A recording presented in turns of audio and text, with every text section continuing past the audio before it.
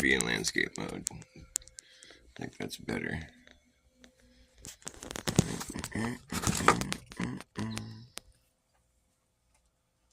Landscape mode. So, what's going on in there? Is anybody in that tube? Is anybody in the tube? Hello, fellow tubers.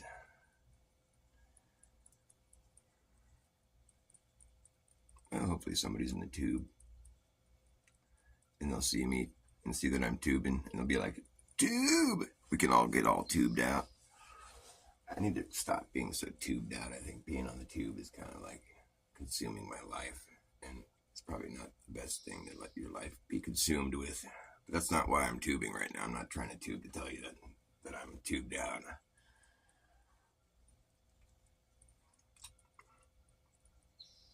I'm tubing to talk about why the earth is flat. I'm tubing to talk about the most obvious shit that you could possibly think of. Your objective reality. It's such a silly thing to be discussing.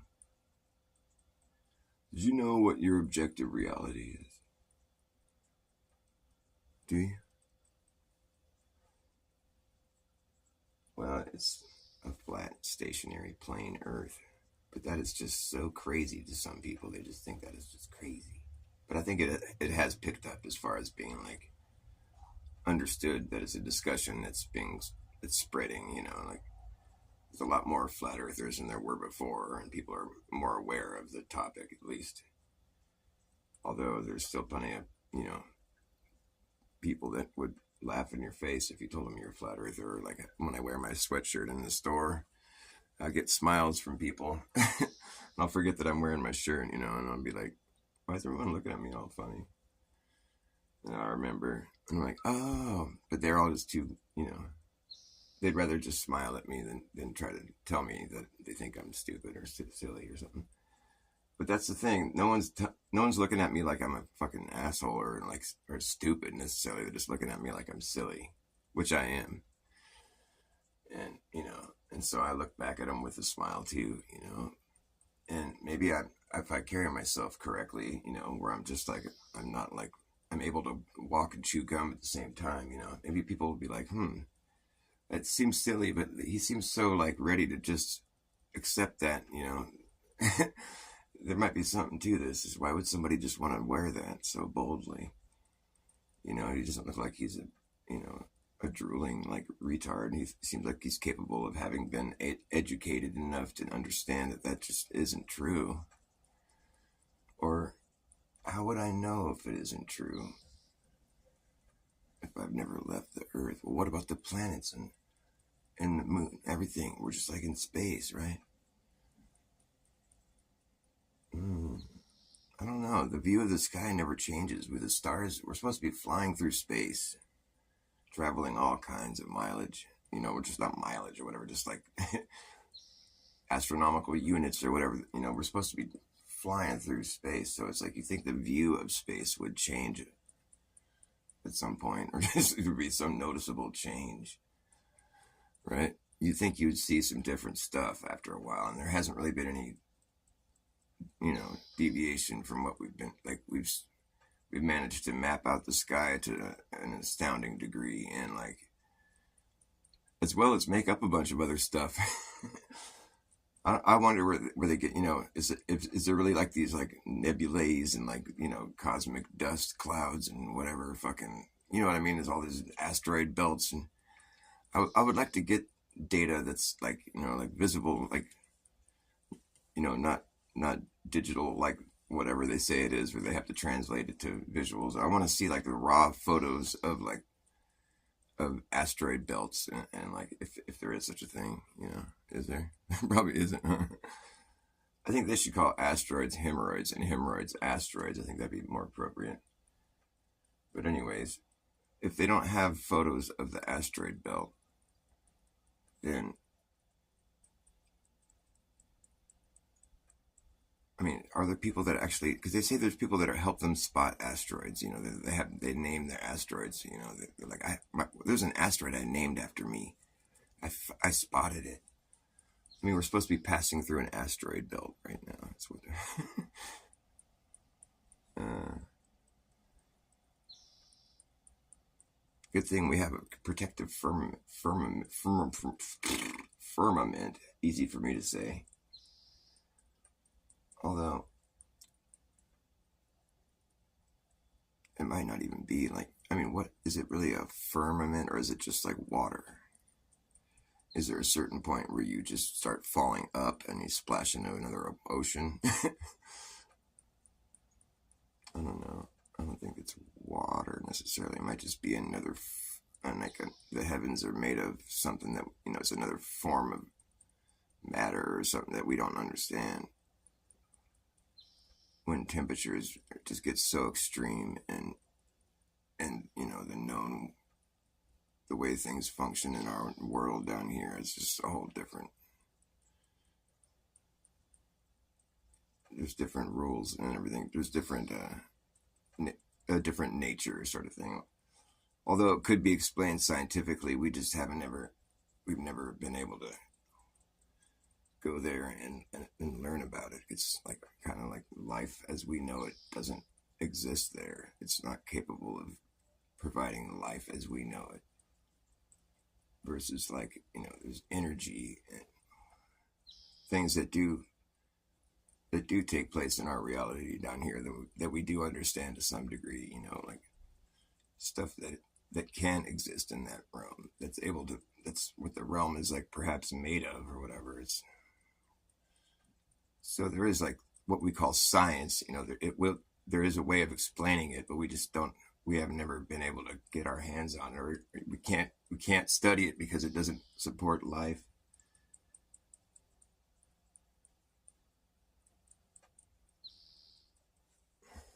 And the motion that we see, it's like the patterns and the cycle. It's like it definitely is, electric, or there's energy involved being, that's either creating it or that's propelling it or that it's making. It's like this self-propelling system. The moon always becomes such a big mystery to me. It's like, it's because that's just questionable for me whether it's actually putting off its own light. Like I like the idea that the moon is a former sun. It was like the first sun. Like there's a sun that's when the Earth system kicks off. There's like a sun that's born out of the North Hole, and it spits it up into the sky and it ignites, and then it just shines for a long time. But eventually it's plasma. Eventually it runs out and it sputters out, and the place goes dark, and it's cold really quick. And an ice age kicks in, but it doesn't take that long before the coldness of the whole, the oceans start to firm up, and there's ice, and then the Earth shudders, the whole entire Earth, and that's when it knows to pop out another sun, boom, up into the sky, and it lights, and everything starts to melt and decay, and there's creatures that survive it, but it's mostly a reset. Everything dies. But then comes back, and it's like this reset. And the old sun is still floating around up there. It lost some elevation, but it's still kind of doing its circuit, and it's no longer shining anymore, of course, but the new sun, when it shines on it, it charges it up because it's made of the stuff the suns are made of, whatever that is. It's like this boiling hot, fluid, like whatever. And when it sputtered out, it got cold really quick, like I said. So whatever the sun is made of, it firmed up, just suddenly just became hard and solid, and the places on the surface where the bubbles were popping, and so it's all this boiling hot fluid, whatever it was. The places where the bubbles were popping and stuff, were boiling. It hardened, and it left these craters where the bubbles were. So that's what you see all over what we call the moon now, but it's like the former sun. And before they're born from the Earth, they're on an umbilical cord. There's suns stockpiled down in there, and they break off, and that's what activates them. So there's like a little, you can see on what we call the moon now, the former sun. There's a little spot on the bottom where it's like a little umbilical cord. But you can see its belly button. The moon has a belly button, in case you didn't notice. It's kind of like these weird, like, sort of stretch marks right around it. It looks like a total belly button. It's interesting.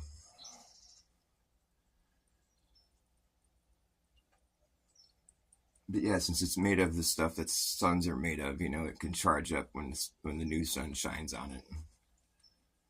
And because it's still doing its circuit, it gets these shapes, and it glows into the night. So we have a bright light now that floats around up at night, where there used to not be one.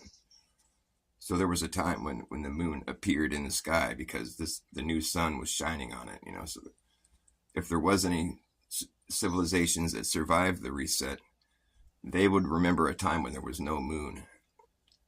And then after the new birth, the new sun, the ice age, the dark age, whatever, there's a moon that pops into the sky. It's like this, oh, now there's a moon. So if you ever find any old tales of people that were here that remember a time with no moon, well, that would explain why they would have that experience or that memory. They must have survived the reset.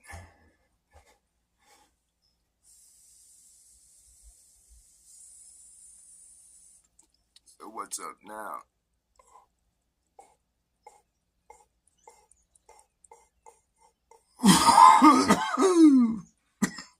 What's up now?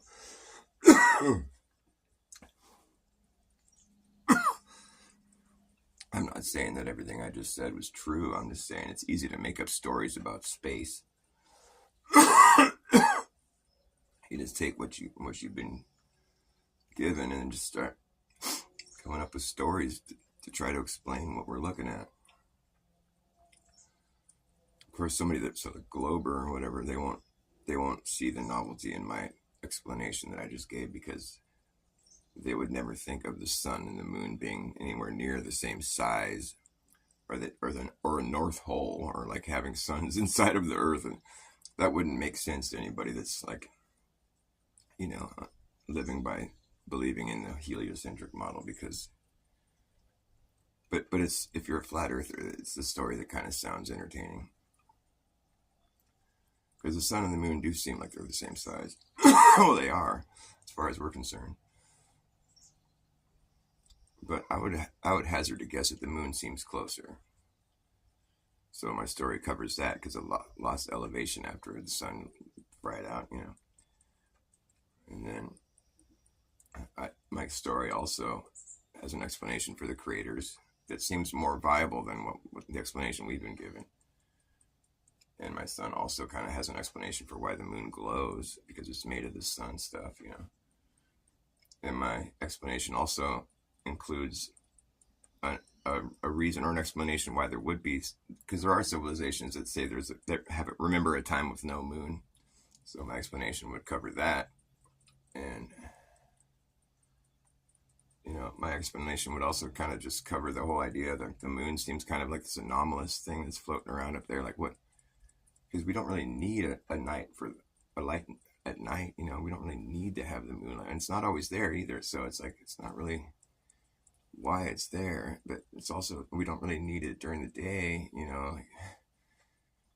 And it just seems to be like, where everything else that we look up at the sky and we see like the sun and we see the stars, it's just like these lights, this intense energy, electric. And the moon looks like it's a rock, or like a piece of solidified, something or another. And my explanation kind of touches on that too, where it's like, yeah, it looks different because it's spent, and it's solidified after it stopped being a sun, whatever it was made of, it's firmed up. And what else? And my story also has an explanation for why it has a belly button, and what the North Pole would possibly be for, if there is a North Pole. I see I lost my audience. I know it's kind of boring. I'm sorry. But I can talk about stuff like, that's more like earthbound, like as far as just the Earth being flat is concerned. Because that's the thing with the sky observations, you can just make up whatever you want, really, as long as you're paying attention to all the subtleties, and if you're going to try to incorporate your explanation into what we're witnessing, or vice versa, try to make your explanation cover all these observations and perhaps things that haven't been explained before as thoroughly as you think they should have. Like, I don't think the creators are explained accurately, because we never see anything hit the moon, and we never see. And why would they always hit it? Right, you know, from all there's always hitting it straight on. You know, I guess maybe that the explanation of gravity can kind of explain that, because once you enter the moon's gravity, it's pulling it down. You know, it's like, whereas, you know, it looks like it's, I don't know if I'm making any sense, but like once you get into the moon's gravity, it's pulling it down, so it hits straight on. You know, but I still don't think that's what we're looking at. I think it looks like those are outpacks versus impacts. Like something was coming out of the moon, like a bubble, you know, like it popped.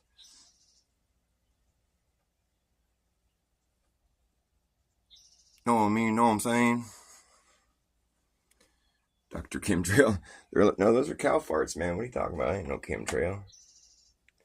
What's this thing with chemtrails? They're just cow farts. It's what's causing climate change. Turns out that cow farts really are causing climate change. Climax change. You gotta be careful for that climax change. You won't be expecting it. Man-made climax change. But I still stand by my explanation for why I think the Earth is flat. And it's just because you have to measure a perimeter around something if you're talking about Earth.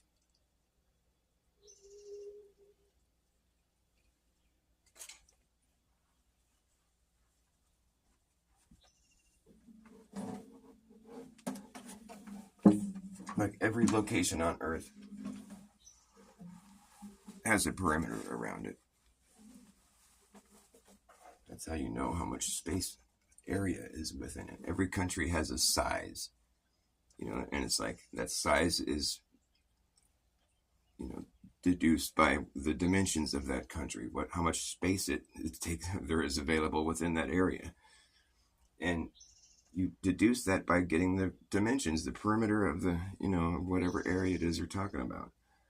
Everywhere on Earth has a size, you know, that can be like, there's an actual measurements of the place that can be provided. You take all those actual measurements of every place on Earth, all the adjoining properties and, you know, countries and whatever, oceans. That's where it gets tricky with the oceans, because it's like we can't really go measure it with like a, granted, there's places where allegedly there's cables running, you know, but you still have to take their word for how long the cables are, and that's where they could fudge in some numbers, you know, because we can't really go take that measurement with any degree of accuracy. You know, we can guess, but that's where it gets. That's where a lot of this deception is hinged on. I mean, because you can't really say how many miles are passing by when you're flying over it at like 700 miles per hour or whatever. I mean, how do you know? You just time over distance, but like, you know, we can't really, when it's like for several hours and you're traveling over thousands of miles, like probably, you know, thousands of miles or whatever over the ocean. It's like, there's so many little variables that, I mean, how do they really know how fast they're going? I've heard they lose GPS while they're out over the sea in some places in the Southern Oceans. I don't know. There's a lot of ifs, ands, or whatever, you know, a lot of caveats, a lot of caviar out there in the Southern Ocean.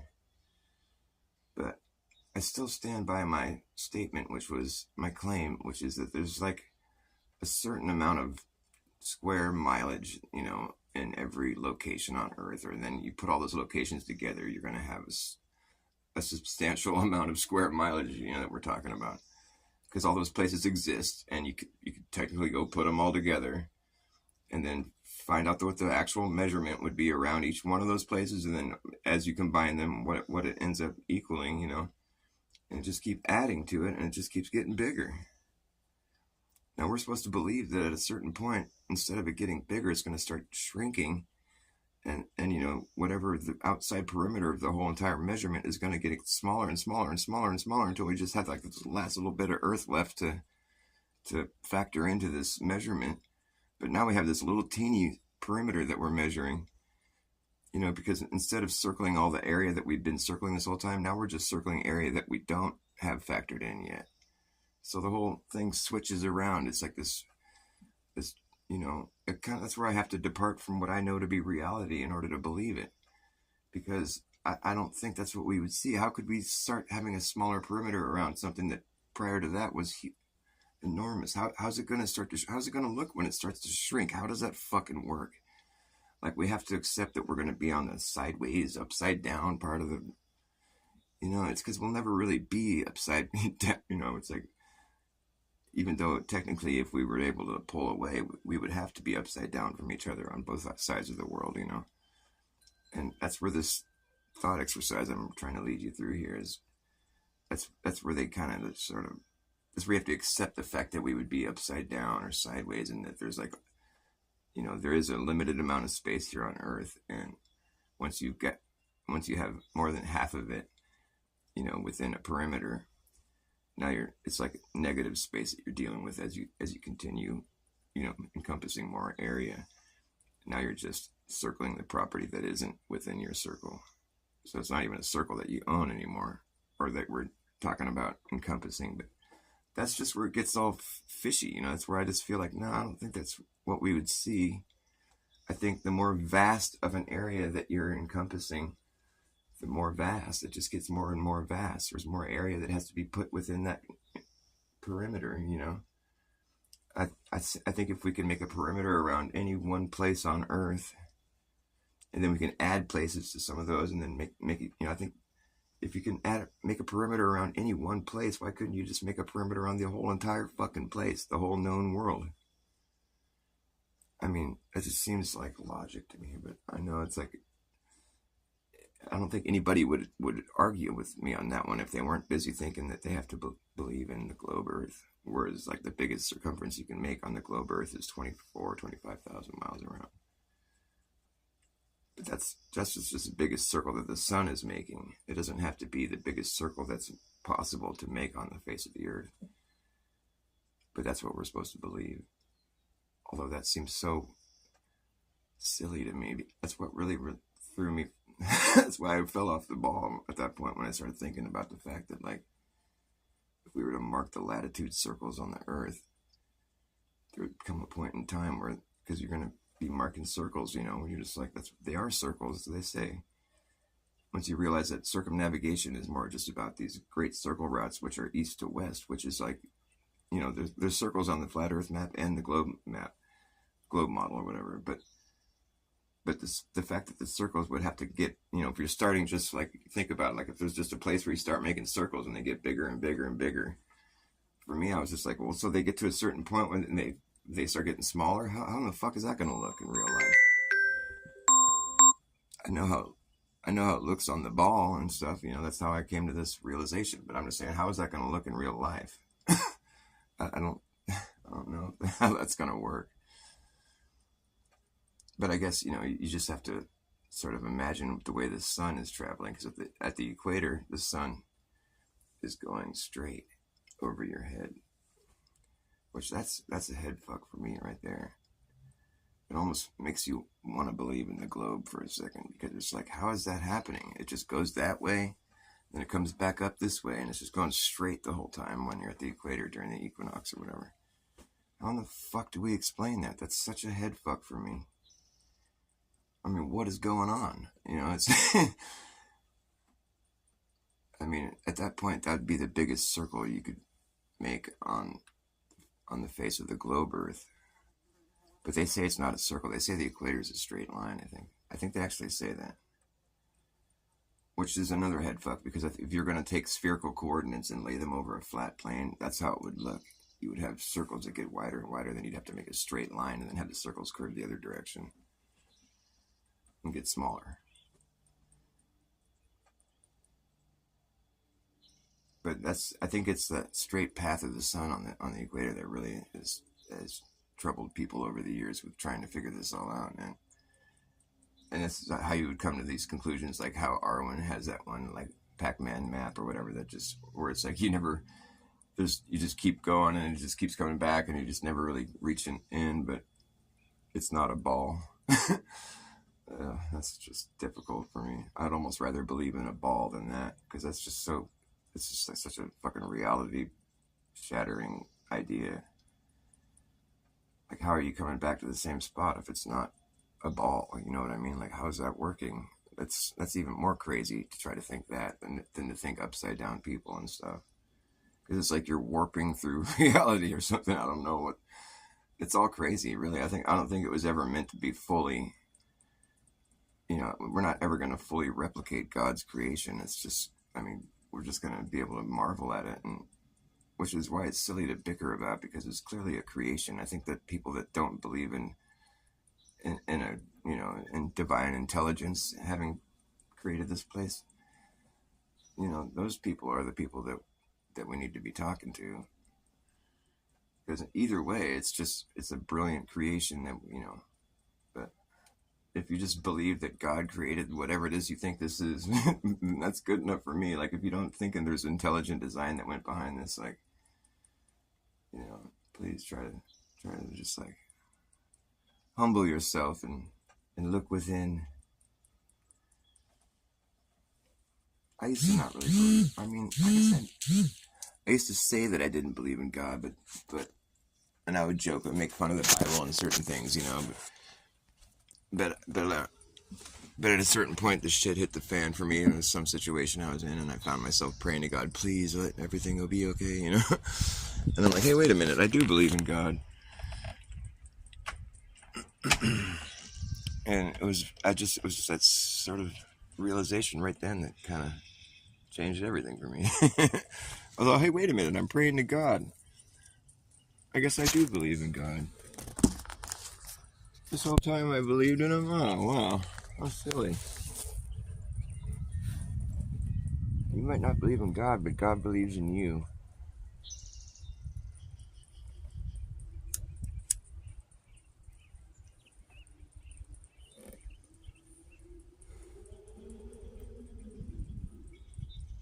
So I guess it's not like this. It's, for me, I mean, if you really were to travel and notice the movement of the sun like that, where it does seem to, I mean, it's a lot to swallow, thinking that the Earth would be in the shape of a ball, while it doesn't appear to be at all. And then, just the idea that, like, none of us would ever feel upside down. There's like some kind of magic shit going on there or whatever. But you would, if you're trying to figure out where you are, and all you have to work with are just your observations of the sky and just your measurements and observations of the ground. I mean, it depends where you want to emphasize. Like, if you really were to go explore the whole Earth and actually go mark all the latitude circles, go mark all the coordinates on the Earth physically so you can see them, well, then you would have effectively proved your globe model to be true. Because I can't really shake a stick at that. If you go mark all those coordinates down exactly how you have them shown on the globe model, but that's never going to happen. And it's never happened either. So there's people just take it for granted that that's all been taken care of already or something. I mean, Neil deGrasse Tyson will tell you that it gets wider past the equator, which I do believe it does. And then it curves back in. It's like a pear shape or whatever. But it's just convenient for them that where it starts to curve back in finally, it's, where we're not allowed to go.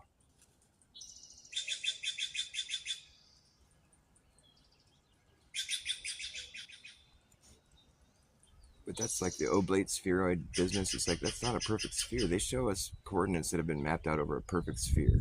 The longitude and latitude lines. It's like, that's showing a perfect sphere. There's no oblateness going on there, as far as I know. I mean, I don't think they've got that part accounted for in their the math. I guess too much wobbling kind of makes you get sort of wide around the hips. Wobbling. I've been tilted and wobbling this whole time. I'm starting to get wide around my hips. Yeah. Got them curves going on. My cat's napping on the trampoline. It's cute.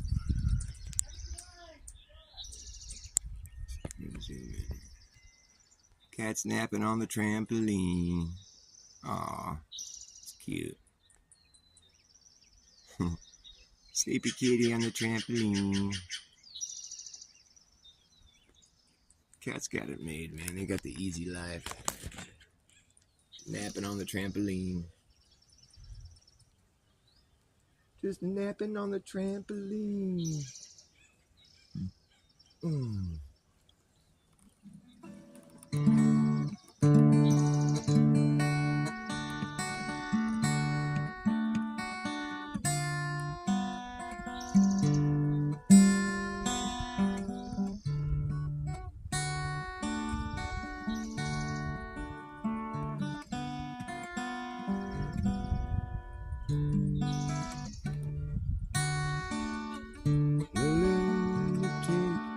Is on the grass. The lunatic is on the grass.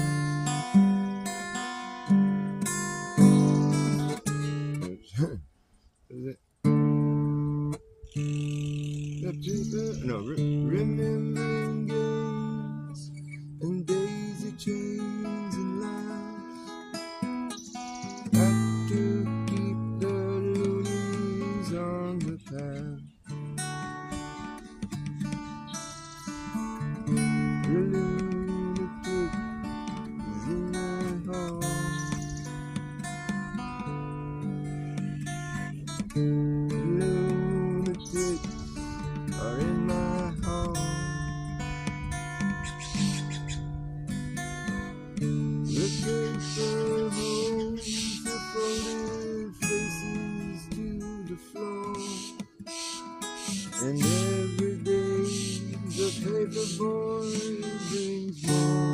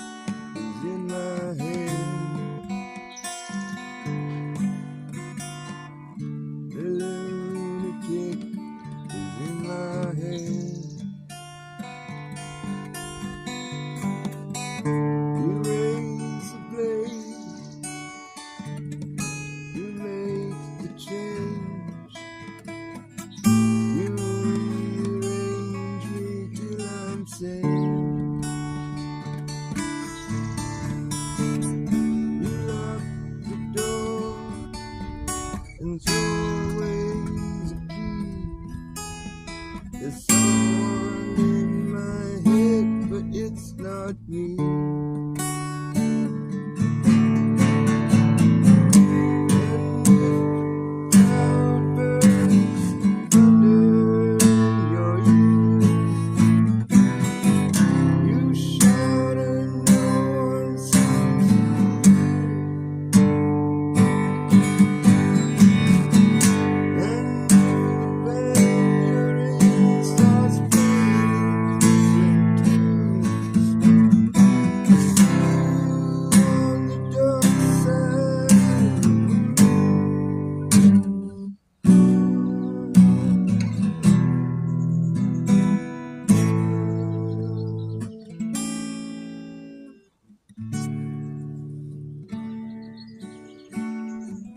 I think the moon used to be a sun.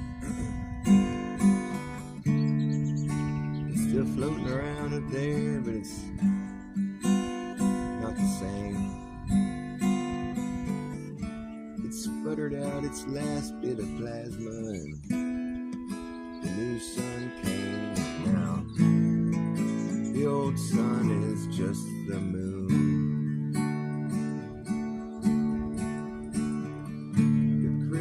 Aren't there because of meteors.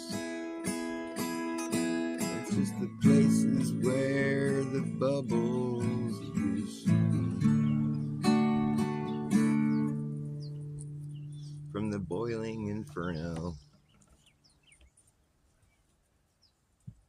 bubbling inferno.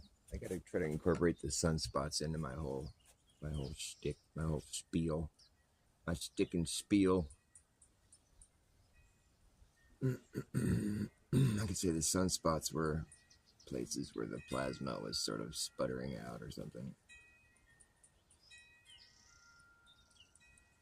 which could be partially why there's craters. I guess could be the. I like the idea of the boiling, popping fluid that hardens, and you see these holes where the bubbles were, and where it hardened. You know, it kind of reminds me of something. I can't quite like what is that acts like that glass when it's hot or something, where there's like bubbles boiling in it. No, I don't think glass. There's got to be something that hardens suddenly, and you see like bubbles, you know, that harden where you pop it, and it would leave a crater like the moon has. Not sure what it would be, like metal or. No, I don't know. What would be a good comparison? I think of something. There's like candy that's like that, you know, it's like, what is it? You know, there's like hard candy, whatever, like where it was hardened quickly, and you could see there's like little craters where the bubbles in it were, when it was like boiling hot, where the air bubble got stuck. You know, whatever. Don't listen to me. I'm just talking. Yeah, it's really nice other than the geoengineered sky. I don't let it get to me, though. What am I going to do about it? I don't know. Talking about it hasn't really gotten me anywhere. What did you find in the corners of your mind? What did you see? Can you explain it to me? What did you find in the corners of your mind? Was it divine? Or did it leave you in a bind? With no concept of time.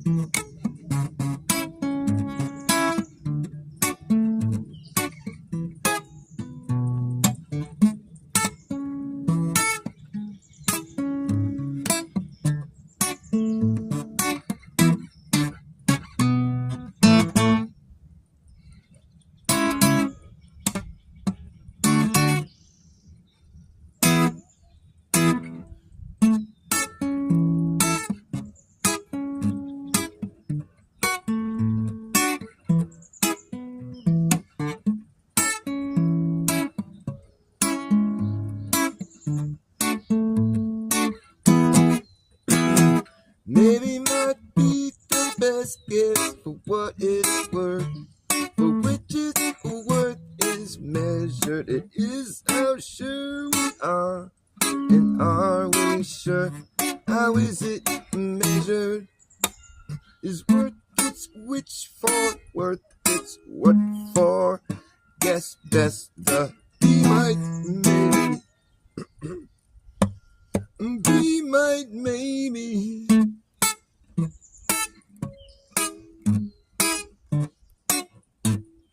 Be might maybe. Maybe might be the best guess for what it's worth. For which its worth is measured. It is how sure we are. And are we sure? How is it measured? Is worth its which for? Worth its what for? Guess best the be might maybe. Be might maybe.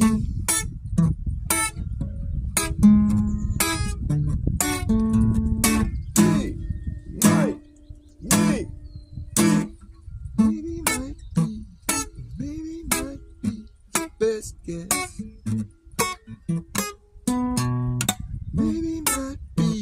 Maybe might be the best guess.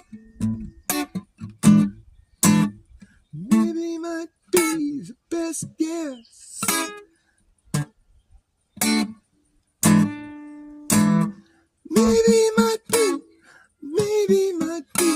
Maybe might be the best guess. Maybe might be the best guess for what it's worth. For which its worth is measured. It is how sure we are. And are we sure? How is it measured? Is worth its which for? Worth its what for? Guess best the be might maybe. Be might maybe. Be might maybe. Be might maybe.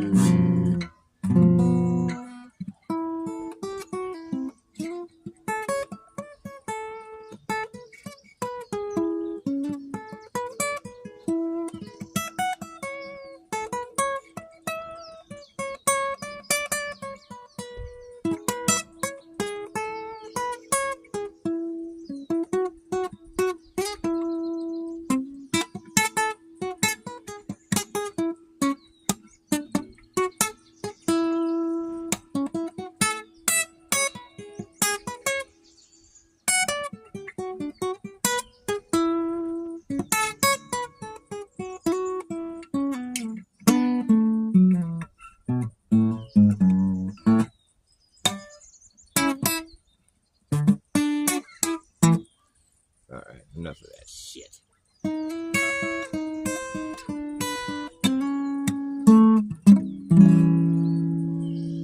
The phone died.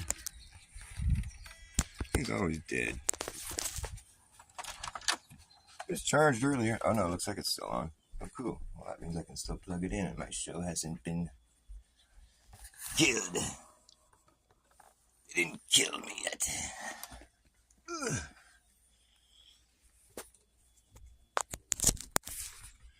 I ain't dead yet.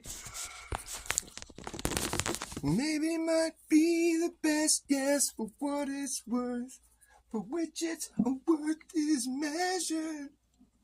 It is how sure we are. And are we sure? How is it measured? Is worth its which for? Worth its what for? Guess best the be might maybe.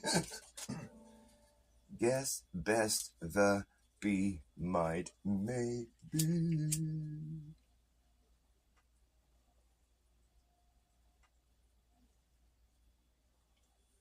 Be might maybe. Maybe might be. Maybe might be the best guess. I'm not supposed to smoke pot on camera. I'll get slapped by YouTube. I got penalized by them one time. They're like, you were doing drugs on camera.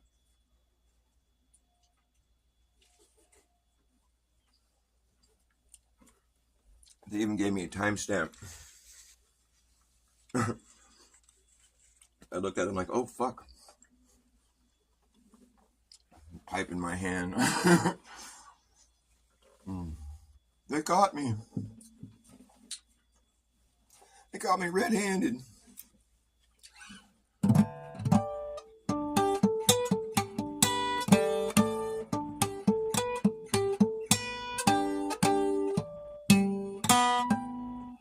What is that from? Is that like a classic like symphony line? What is that from?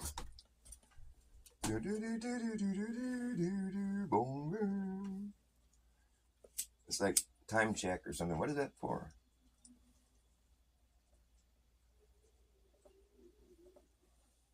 I remember there was a game I used to play called Battleship. I think is what it's called. Or Battle Tank or something. What was it called? Battle Zone, or I don't know. It was an Atari game that was like a tank that you were just driving. It showed you like the perspective from inside this tank. You could see your the barrel of your tank gun or whatever they call those things. And you would like drive forward. It was kind of like 3D. It was like really rudimentary, graphics from like Atari days or whatever. And you'd be driving around and there'd be tanks coming at you and you have to shoot them. And you're just cutting through. It was a fun game, but every time you'd start your player, it would be like do do do do do do do do do do. You start driving your tank, blowing shit up and things, killing things, hunting and killing, shooting and killing things.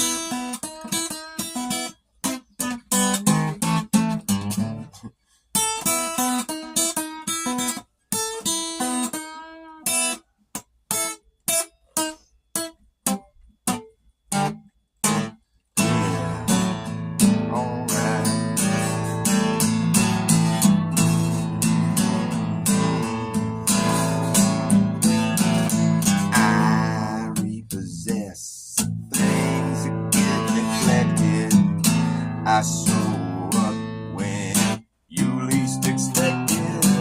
You won't go that far. You just can't go that far. I know you won't go that far, 'cause it's my job to know where you are. I'm the repo man, yeah. I'm the repo man. I'm reaping it. You ain't keeping it. Did you know this is just that you know? You'll reap what you did not sow.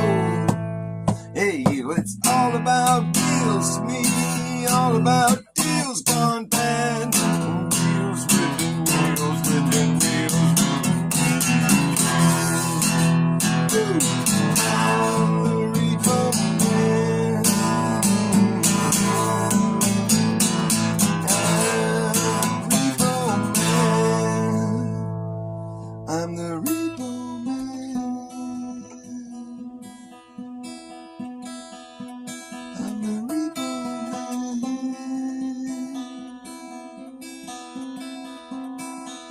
repo man. The repo man. And I'm reaping it. You ain't keeping it. Didn't you know this is just that you go? You can't reap what you did not sow. I often keep company who are shady. I represent the people who pay me, and you didn't seem to get that far. No, you didn't get that far. Now I'm taking off in your car. I hope you're comfortable where you are. You know I'm the repo man. That's right. The repo man.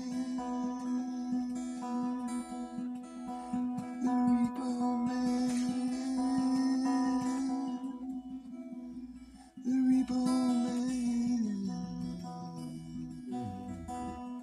Going back to the repo depot. You can't reap what you did not sow, bro.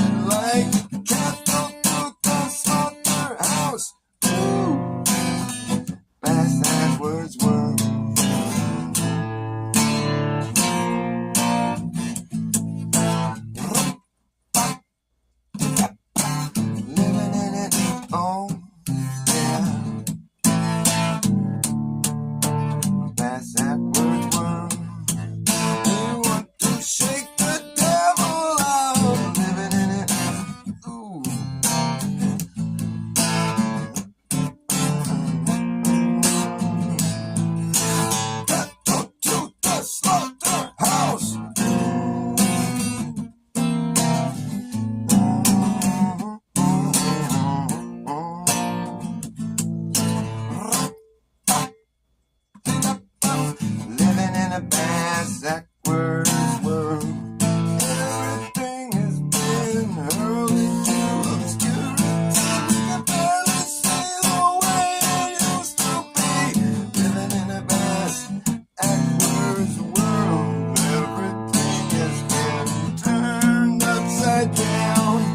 They want to shake the devil out. Ooh.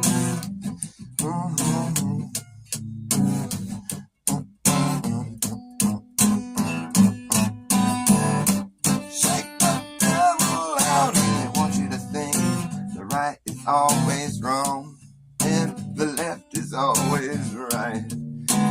Day and night, and it may be right. Living in a backwards land. It's hard to understand or be able to make any sense of it.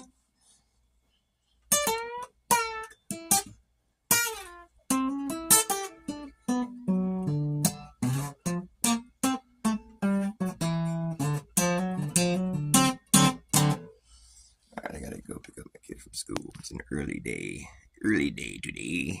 Yes. Thanks for watching my show. Come again.